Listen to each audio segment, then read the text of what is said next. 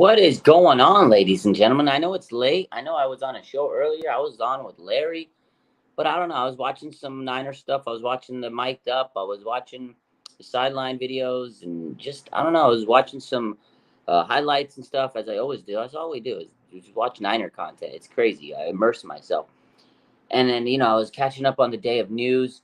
I just was catching up on everything, and I was looking at all the Niner media, and then also talking with Larry earlier, just like Brock Purdy. I was just thinking about Brock Purdy, and like, man, it is amazing, like how far this team has come with Brock Purdy. So I just want to go online, and we could talk for 30 minutes, 20 minutes, whatever the case is, and talk about Brock Purdy because it is very refreshing to have a quarterback like Brock Purdy out here.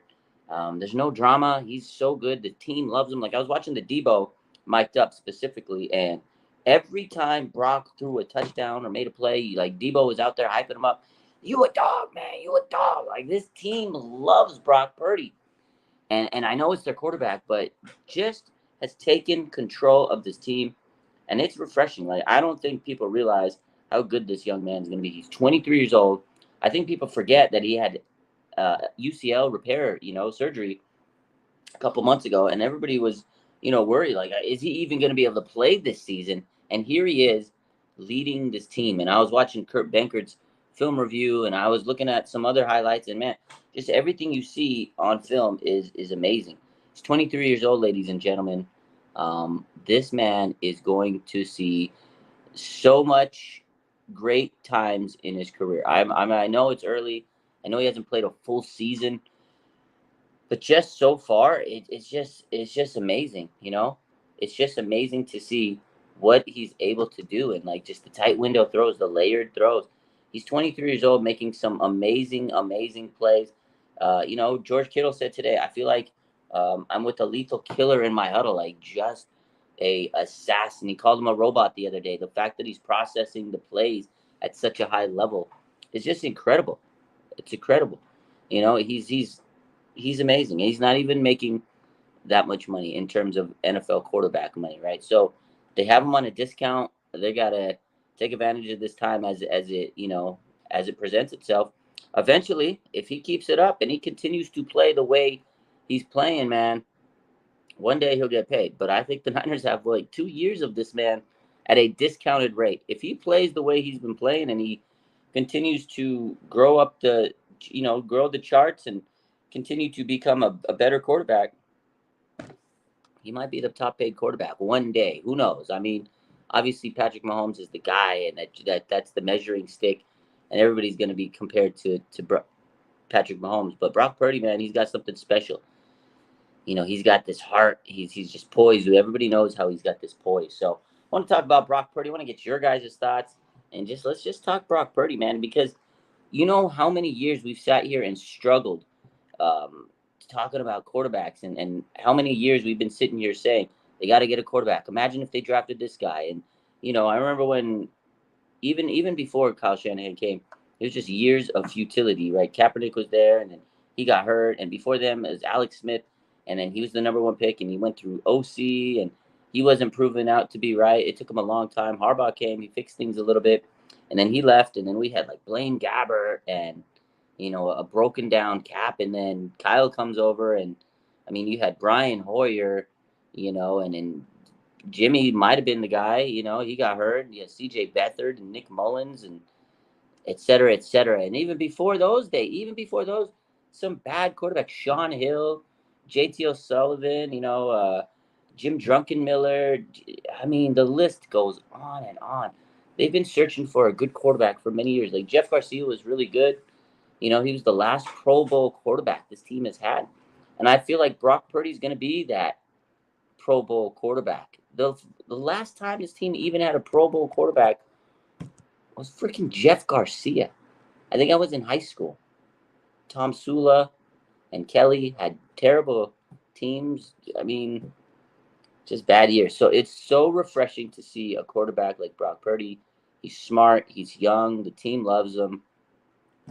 I don't know. He's just amazing. So let's take a look at the questions, the comments. What's up, everybody? How's everybody doing? 49ers Central.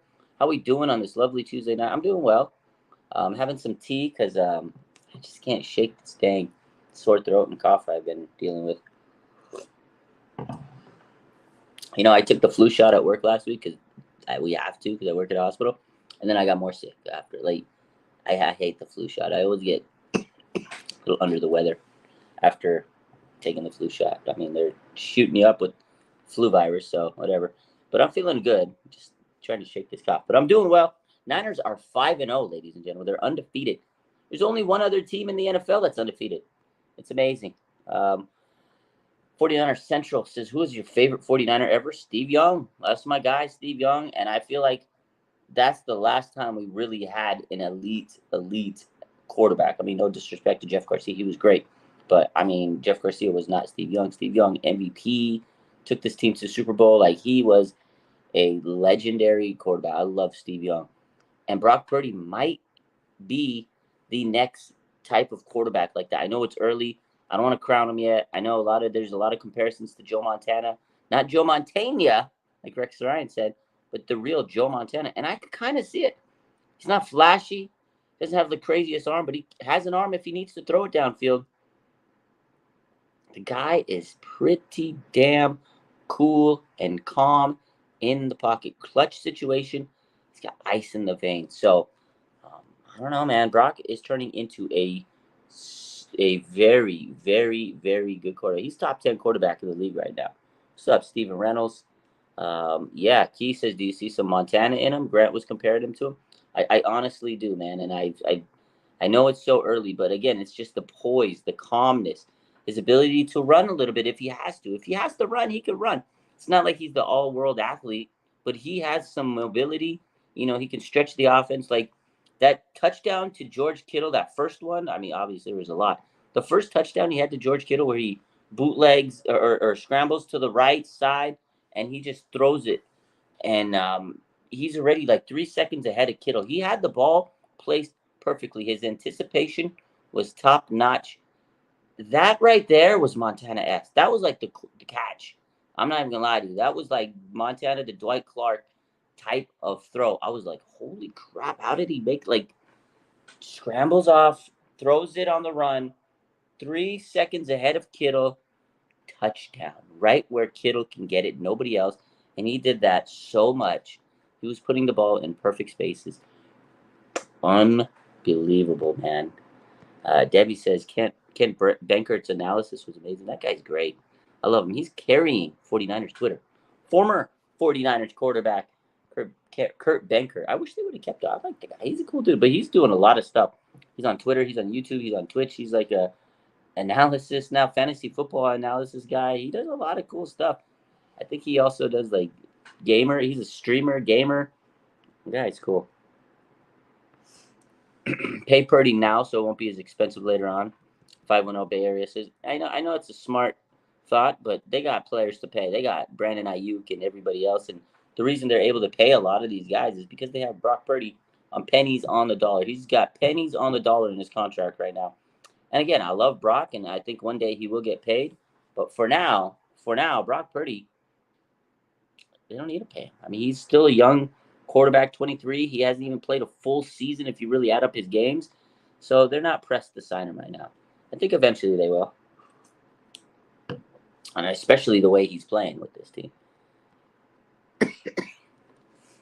Steven Reynolds says, what could Purdy's ceiling be? Drew Brees, John Elway, Tom Brady? I mean, honestly, sky's the limit for this guy. I know Tom Brady's the greatest of all, and then the things that he did was amazing, but I really can see that Brock could get to that level. I know it's early and we're probably drinking the Kool-Aid, but I mean, Drew Brees for sure. I see a lot of that. I mean, because of the stature, obviously, and mentally, I feel like mentally, Brock Purdy is like just mentally like a Drew Brees. He just delivers the game, and he's so calm and he rallies the troops and he's cerebral.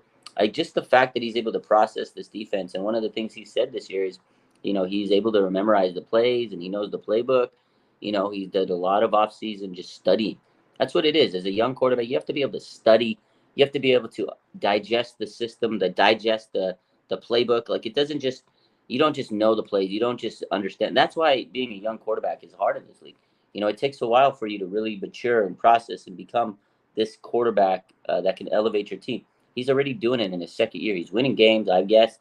I mean, winning games is a team sport, right? And there is an element, though, where the quarterback has to come in and execute and deliver plays and put your team at another level so you can win. And a lot of that is the quarterback. They're the leader, they're the captain, usually. They're the guy that everybody's looking towards. They know the plays. They need to know where their offensive players are lined up, the audibles. They have to look at the defense. You have to be able to look at and then say, okay, if I throw my ball right here, 5 yards out here, where's the defender going to be? Where's the receiver going to be? There's a lot of intricate things. You have to be pretty smart to play quarterback, you know? And then there's the rush coming at you. Are you going to be scared when the players are coming at you? And it's a lot. And you have to be able to anticipate not just the passes and the windows and everything like that, the coverages, also the pass rush. And you have to be able to anticipate, holy smokes, I got Aaron Donald running down right here. I got to still look down the field. Am I going to be able to get this ball off in time to IU? There's so much going on. And then the fact that Brock Purdy is able to deliver under pressure, that is another thing. Like, he's taking some shots while he's throwing dimes. He's a walking dime. He's a walking dime. Like, he just throws dimes all day, darts all day. And then pressure comes. He doesn't let it phase him. He stays calm. He knows he has to throw the pass. And it's been fun to watch. And Kyle trusts him. We haven't had a quarterback trusted by Kyle ever until now. Ever. I mean, Kyle threw every damn quarterback under the bus. This man, Kyle, is smiling. He's giddy. He's happy. He's actually happy with Brock Purdy, a quarterback. I've never seen Kyle Shanahan be this happy, ladies and gentlemen. I'm genuinely happy to see Kyle happy, and I'm so happy that Brock Purdy looks like to be the guy. It's his guy. That's the guy he wanted. He found him, and now he's going to make him this MVP. And I know people are thinking I'm crazy. If Brock doesn't win MVP this year, he will win it eventually, some year. Matt Ryan won an MVP with Kyle Shanahan as his offensive coordinator. Matt Ryan did it. He got really good under Kyle Shanahan. He was pretty solid for a stretch of years. Matt Ryan was a solid quarterback. Kyle Shanahan is going to make Brock Purdy an MVP when it's all said and done. I don't know if it's going to be this year, but he will win an MVP with Kyle Shanahan. Mark my words. I'm calling it now. I'm going to call him now. Let's take a look at the chat. I went on and on.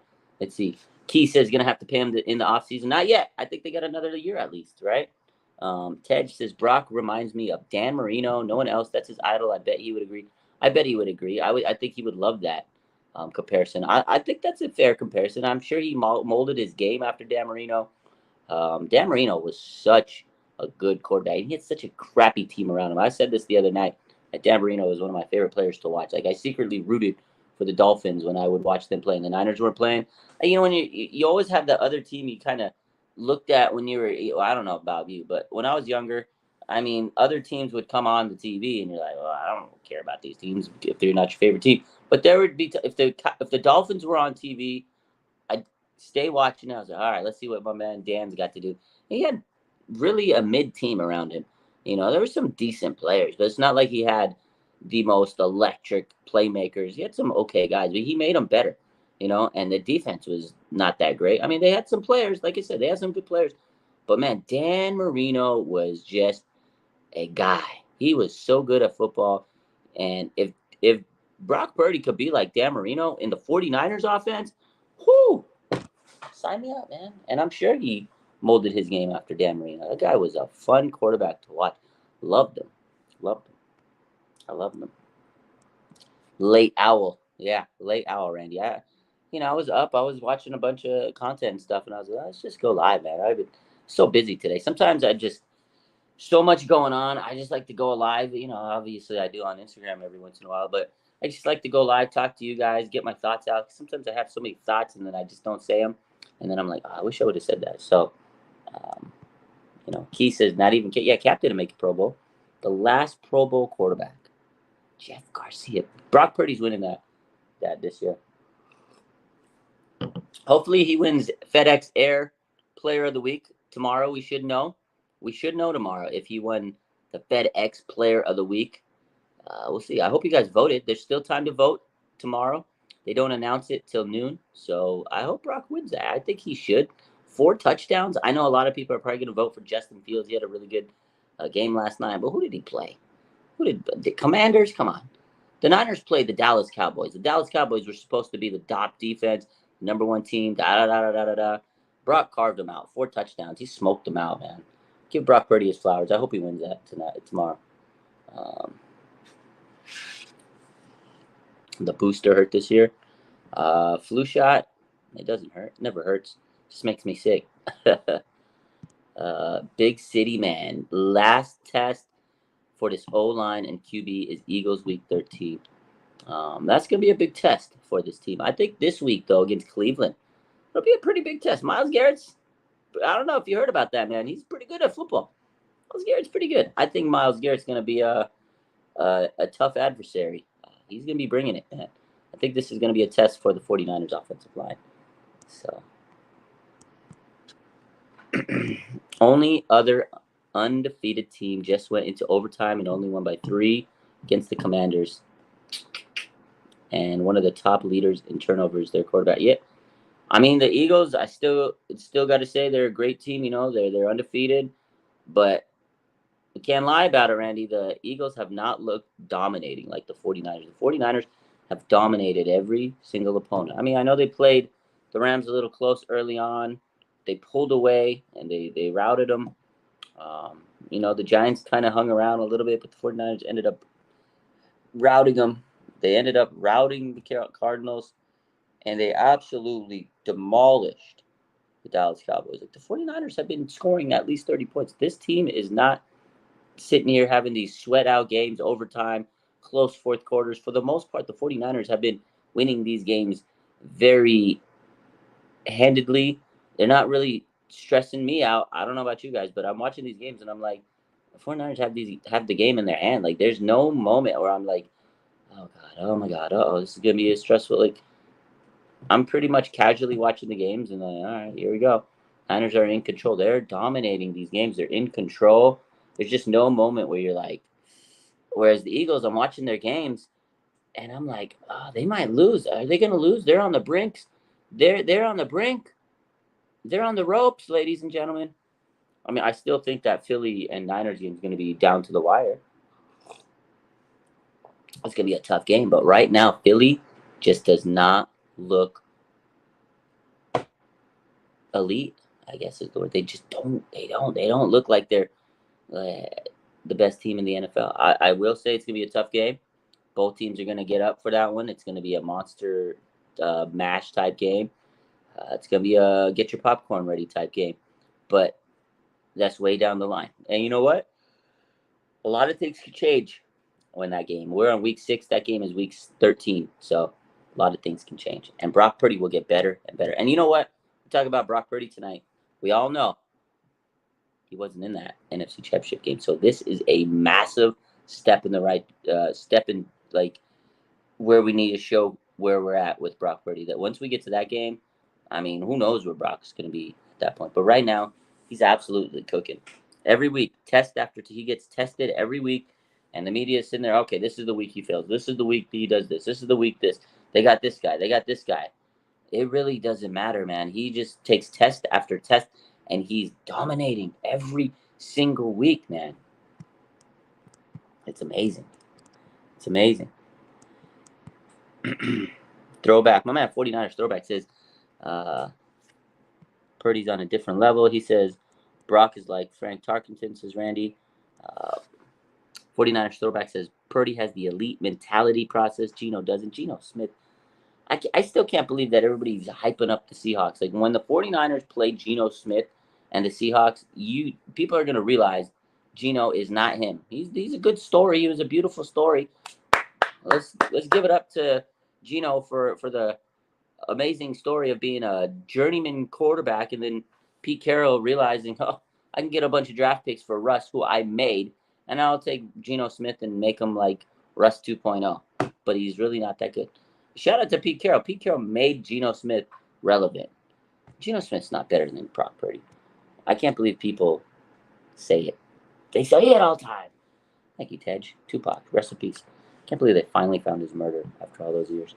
Um, Charlene says, unfortunately, draft bias rears its ugly. That's the thing, and that's what I always. That's what I've been saying. A lot of people are still not high on Brock. The media that doubts Brock Purdy, it's just like Kurt Benkert said the other. Like, I love Kurt. Like, he's been putting out some banger tweets, banger content, and the quote I used the other day is, because Brock Purdy's not 6'4", your prototype athletic quarterback, and he can't throw for 70 yards, like the big elite quarterbacks, right? Justin Herbert and Josh Allen. They have their rocket arm.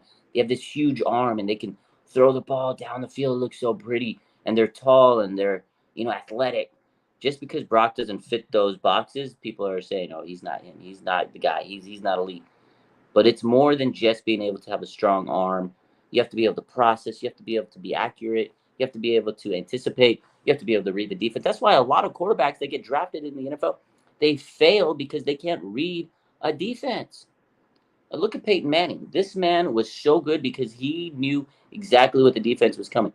He'd sit there and be like, audible, all right, hot route, Marvin Harrison, you're going to beat this stupid coverage this cornerback's throwing at you. Touchdown. I remember watching Peyton Manning. Guy was great. He was a great quarterback. Like, I can't deny it. And that's what he would do. Like, I would sit there and watch him, and I'm like, wow, he's about to throw a touchdown. How do you know? Because he's looking, and you could just tell. He's like, he looks at the defense. He's like, all right. And he would look at Marvin Harrison, and he says, all right, blah, blah, blah, Omaha. All right, boom. And you could tell he shifted, and then boom, 2 seconds later, deep route, fly route. Marvin Harrison's flying down the sideline. Peyton Manning launches it because he knew what was happening. He knew the defense. It took him time to figure it out. His rookie season, he was terrible, but it's because he was trying to figure it out. And Brock Purdy's already got that mental processing down. He's already figured out. He's looking like you can see him. He's like, all right, boom. He knows what's going to happen. He just knows what's going to happen. Always anticipating. Receivers down there, I'm going to throw it 5 yards ahead of him. He'll be there. He's going to put it where the receiver needs to be, and the receiver goes and gets it. If you put it where the receiver needs to be, the defensive back is never going to be in position because you're putting it where your receiver needs to be, not where the cornerback is going to be. Unless the cornerback could read the route and snatch the ball and jump the pass, Brock's going to be able to beat the cornerback 9 times out of 10. It's scary how good he is. It's scary. Charlene says Cleveland has a good defense. They do. They do. I respect it. Got a good defense. Not gonna lie. McVay went for that weird field goal. He had a parlay to hit, man. McVay had parlays to hit. That's all that was. Charlene says Philly's still finding their footing with the new offensive coordinator. 49ers aren't sleeping on anybody. Yeah. I think I said that a week ago. I said, the one thing about Philly is they have 2 new coordinators, defensive and offensive. So I know they're still trying to figure things out. And they're still undefeated. So with a 2 new coordinators, they're still undefeated. That's why I know that Week 13 game is going to be a battle. So you're absolutely right, Charlene. The score could have been more if CMC didn't fumble it. That's true. The score could have been more if the 49ers actually played their starters in the fourth. 49ers didn't even play their starters. They didn't even play their starters in the fourth quarter. They're resting. And that's the other thing is Brock Purdy's been limited in the fourth quarter, not because they're limiting because of injury. They're limiting because they're up so much points. There's no point in throwing him out there to the Wolves if he's, you don't want him to get hurt. They run the ball so much in the fourth quarter. I've seen Sam Darnold multiple times, and I'm already like, okay, it's Sam Darnold time. I think the Giants game I went to, I saw Sam Darnold in the fourth quarter. The Cowboys game I went to, I saw Sam Darnold in the fourth quarter. Like, Brock Purdy's stats could be even better, ladies and gentlemen. They're running the ball, and they're putting Sam Darnold in. It's game over. It's game over by the fourth quarter. Their stats could be so much higher. Tej said they could have scored 60. Absolutely. Pulling the starters in the fourth was weird to see. I loved it. I loved the fact that we were able to do that against the Dallas Cowboys. Wow. That's how good this team is. We're pulling the starters in the fourth quarter. We're pulling the starters in the fourth quarters, ladies and gentlemen. We are pulling the starters in the fourth quarter. This is a Super Bowl team. Brock Purdy is going to deliver. He's going to do it.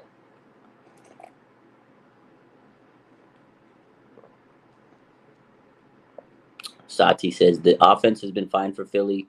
Defense isn't as close as it was last year. I would agree. I mean, they lost Hargrave. That's a huge loss for them. They got some dogs on that D line. Not gonna lie, they got some players, but they did lose some players on secondary. They lost some players on the D line.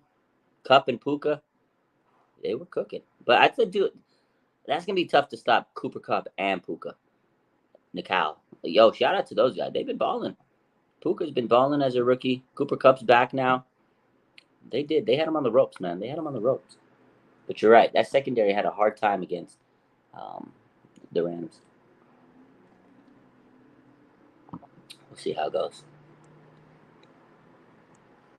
Shades, my man Shades says PJ Walker will start for Cleveland if Watson can't go. Yeah, I heard about that. We'll see what happens. We'll see what happens. But is it that big of a deal? Because honestly, Deshaun Watson has not been who he really was several years ago before the incidents and all that stuff, all the crazy stuff that he did. He's not the same quarterback. He's not the same quarterback. He was a monster of a quarterback. He was great. 49ers I wanted the 49ers to get him. When the draft was going on, during the trades, like the rumors, when he was trying to get out of Houston, y'all remember? You remember the jersey swaps, the hype, all the posts, all the rumors. When he was wearing the Joe Montana jersey, do you remember? And when Deshaun Watson wearing the Joe Montana jersey, holy, remember that day? He throws it on his Instagram. He posts a picture of himself in a Joe Montana jersey. And I was like, oh, God, this is happening. It's happening. And then it didn't happen. And to this day, I will say the package that the 49ers were using to trade for Trey Lance, I think that was the package they wanted to trade for Deshaun Watson. I absolutely, 100% in my mind, think that was for Deshaun Watson. But he's not that quarterback anymore, ladies and gentlemen.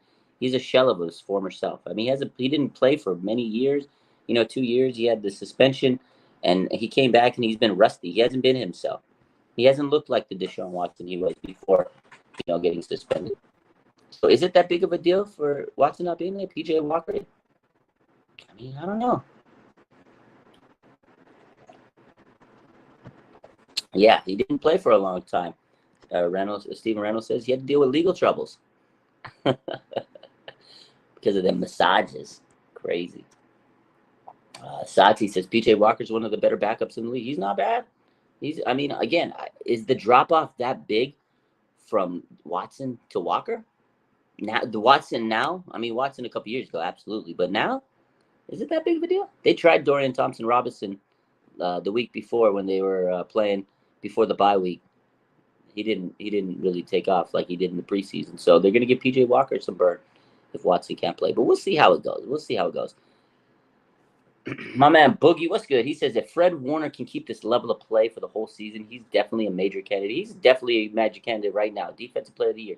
He had the trifecta for a defensive player: sack, interception, and a pick. A sack, interception, and a forced fumble. A pick. Sack, forced fumble, interception. That's a trifecta. He had the hat. I know George Kittle had the hat trick in touchdowns. Fred Warner had the hat trick of defensive plays. Forced the fumble, intercepted the ball, and sacked the quarterback. He's a fucking dog. He's the heart and soul of his defense. Like, you see the defense. I don't know if you guys watched, the videos 49ers dropped. They dropped the sideline video, the mic'd up, all that stuff. It's always good content because you get a sense of what's going on with the team. You get to really see it up close point of view.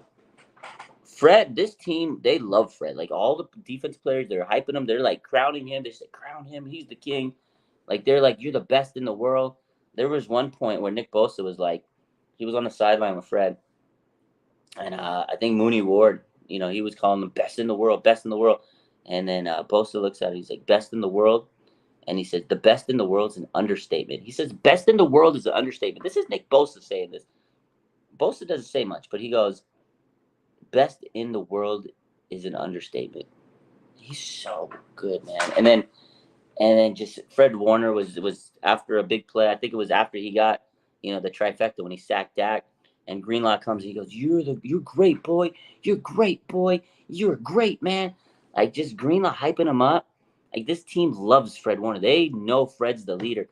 He's the lead dog, man. And they are so happy to see him thriving and having the season he is. And let's just talk about the connection between Greenlaw and Fred Warner.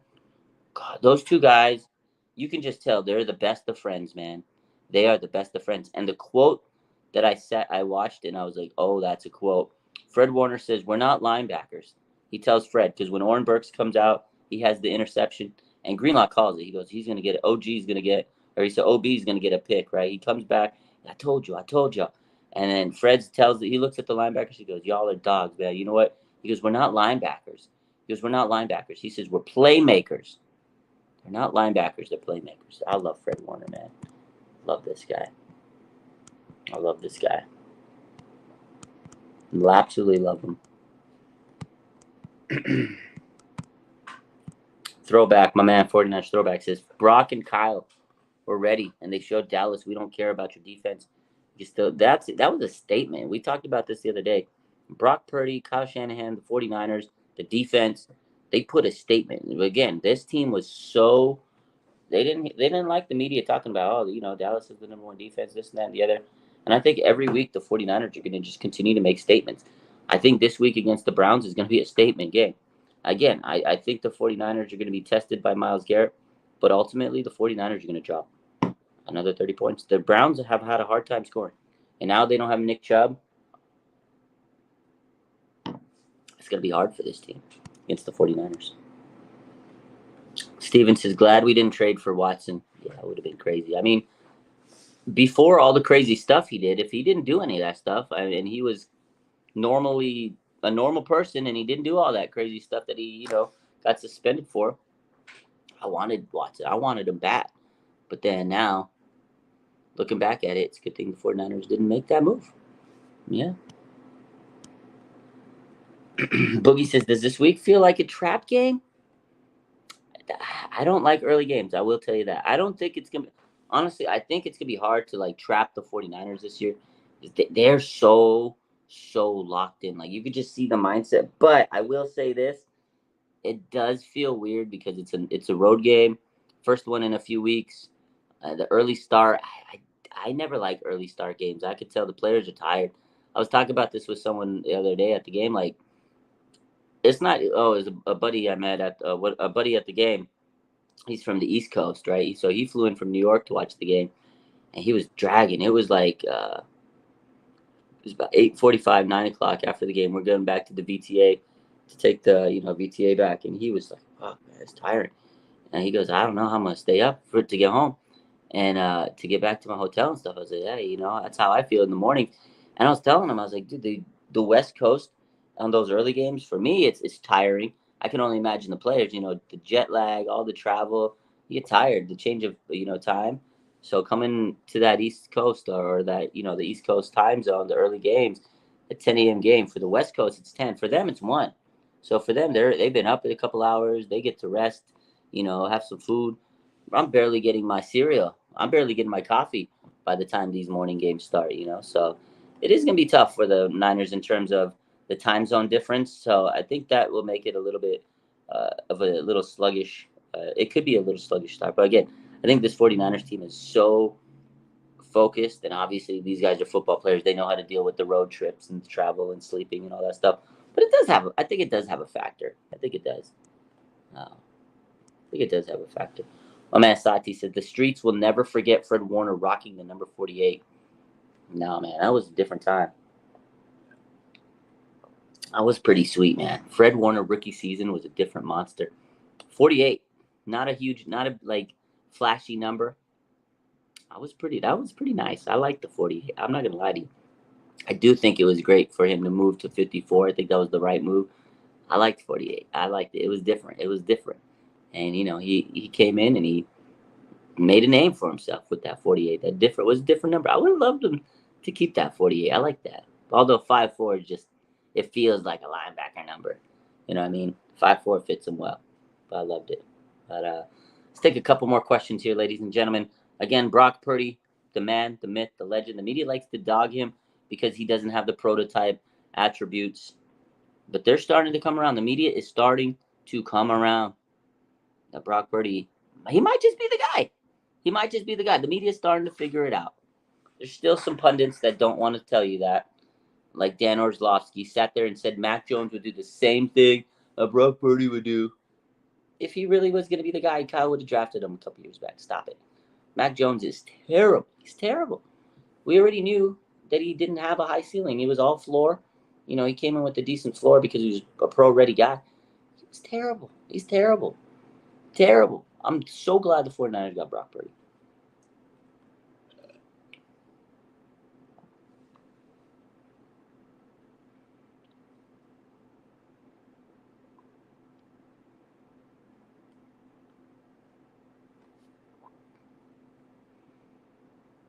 Boogie says, I would love to see more Jordan Mason. He's definitely earned that spot as running back, too. He definitely has. He definitely has. And I figured he would, if he got the opportunities. That was all it was, is he just needed the opportunities. Unfortunately for Elijah Mitchell, but, he couldn't stay healthy. And that's always been his case since he's been in the league. So Jordan Mason getting those opportunities. It's nice to see Jordan Mason get those. I think as the season goes on, he's going to continue to get a decent role. And he's going to help CMC, man, take some rests, because I really feel like the league is targeting Christian McCaffrey. I read a little article by Jennifer Lee Chan, and she said it. She says she feels like teams are targeting him. They're hitting him hard. They're trying to go helmet to helmet with him. Like there was a couple Cardinals players last week that got fined for hitting Christian McCaffrey, and I'm pretty sure there's going to be a couple of Cowboys players that get fined this week for hitting Christian McCaffrey the way they did. They were hitting him with the helmet. They were trying to take him out. They were trying to get him a concussion. They were playing dirty on CMC. Someone's going to try to injure this man, and it's kind of shitty that they're doing it. So I'm glad that Jordan Mason's coming in and playing really well and helping take some load off of him. So Steven Reynolds says, what about Jake Moody so far? He's been great, man. He's been great. How about Jake Moody, man? A lot of off-season drama, a lot of off-season negativity surrounding Jake Moody. I mean, I was a little worried, not going to lie. He was missing stuff. And I was like, is the pressure going to get to him? But you know what? Jake Moody has been nails. He's been perfect. And you can't ask for a better start to a career right now for a kicker. So shout out to Jake Moody. He's been really good. He's living up to that draft stock. A lot of people were upset. So far, so good. I want to see him kick some game winners coming up. So 49er Raj says, just watched your live with Larry. My boy Raj don't sleep. Grinding, man. We're trying to put in the hours on this YouTube, trying to get the hours up.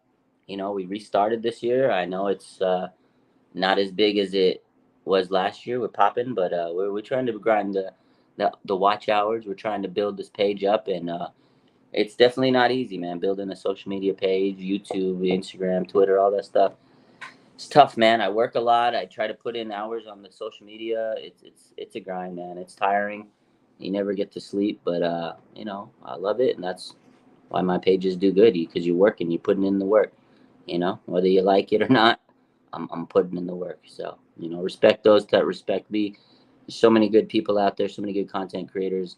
I just want to keep pushing myself and get better. But appreciate all the support, everybody.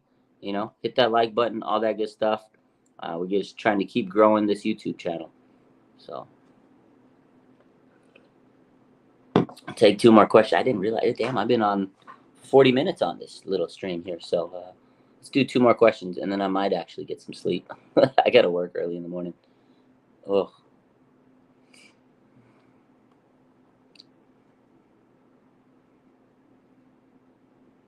They're going after Brock the same as CMC. The only way to win is to remove Purdy.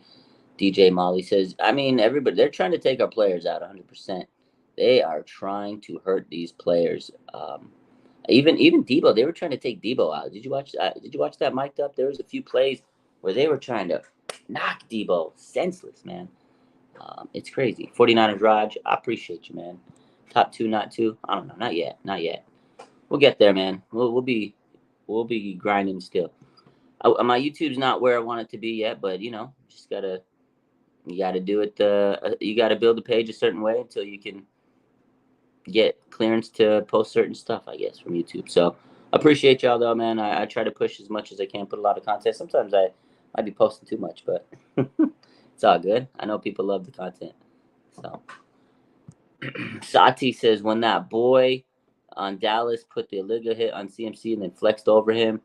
Yeah, I was so pissed about that moment, dude. Like the fact of the matter is though, scoreboard, you look at the scoreboard and the 49ers got the last laugh. But God, these players, man, players are just they're dirty, man. They're trying to take out our guys. High hopes for Kalia Davis. He's been MIA. I mean, you got to remember he's coming off of ACL. This is kind of a get into the groove, get into the shape. I mean, I wouldn't say it's like a he's developmental. He's developing. I wouldn't say he's supposed to have like a huge role yet. He's a young player. He had an ACL tear last year that he had to rehab from. He redshirted last year basically. So I didn't expect too much out of Kalia Davis. Honestly, I tried to interview him this offseason. He was one of the players. I was talking to him, and he goes, honestly, I don't want to interview yet until like I establish myself. He goes, I feel like I can't do too much media stuff because if I don't do good and I have expectations for myself, people are going to call me out. He goes, I know how the media works. So I know he's just trying to work hard and trying to get himself to this level that he feels he needs to be. But yeah, he's got a long ways to go. He's still developing. He's learning a lot. But nice guy. I talked to him a few times, in DMs and stuff. So he's a guy that's really trying to work hard to be better, but it's going to take him some time. So 49ers Raj says, I feel bad for E-Man. Yeah, me too. He tore the other knee. He came back a year to the day. He comes back from tearing his ACL, and then he tears the ACL in the other knee. That's shitty, man. I feel bad for him. Horrible, horrible, horrible. Prayers up to E-Man. Last question says, Sati says, love how Debo and Ayuk have emerged as an elite wide receiver duo. 2021 was Debo. 2022 was BA. Now they're both playing elite and emerging has taken our O to the next level. Yeah, it's nice to see those two guys balling. It's fun, man. Like they're just out there having fun, and they know whoever gets the ball gets the ball. They're both gonna ball. Brock Purdy's dialing it up, and it's so fun. It's so fun to see these two guys shine. And you're right. Last year, BA stepped up, kind of took the lead. The year before, Debo took the lead. And now they're both out there healthy and doing work for this team. And 1 week, you never know who's going to be the star, but they're both doing really good for this 49er team. So it's nice to see both of those guys healthy and doing work for us. But Brock and Debo have a nice little connection coming together. We all know Brock and BA have a great connection, but both of those guys are building with Brock. And Debo, man, was hyped on Brock Purdy all day. So good to see. Alex says one of Purdy's best traits is his poise. Absolutely. He's so poised in the pocket. Jimmy says, is Kinlaw going to be disciplined? I don't know if John Lynch is going to see that. I know a couple people have posted it. I mean, I don't know if you guys saw the Javon Kinlaw story post. Like, I know he's trolling Cowboy fans, but yeah, it's a woo. If you guys haven't seen Javon Kinlaw's story, go to Instagram and check out his story. It is wild. It is wild, ladies and gentlemen.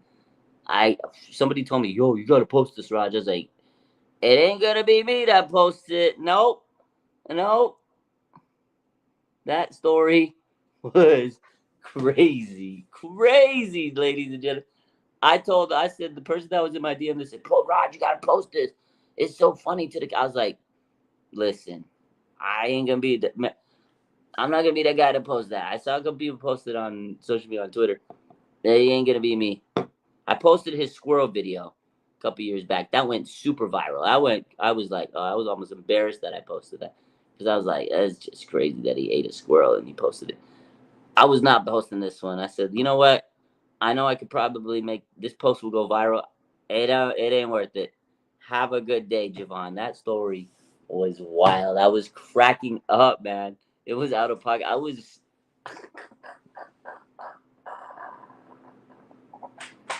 dying, man. Kyle gonna be calling into the offense like a principal. If Kyle finds out Javon Kinlaw, he gonna be looking like this. He's gonna be looking dead. He's gonna be dead. This man is gonna be just dead after Kyle finds out. I hope he doesn't find out. Oh man, that was funny. Go check out his story if you want a good laugh. And with that, ladies and gentlemen, we're gonna call it a night. I appreciate y'all for tuning in late, a little late, but yeah, I love you guys. Have a good rest of your night. Keep the faith rolling. Niners 5-0, looking to go 6-0, and make sure you hit that like button. Uh, just have a good rest of your night. Hopefully, we get some good news tomorrow. 49ers return to practice on Wednesday. We'll have the updates as they go. Have a good night. Bang, bang, night again.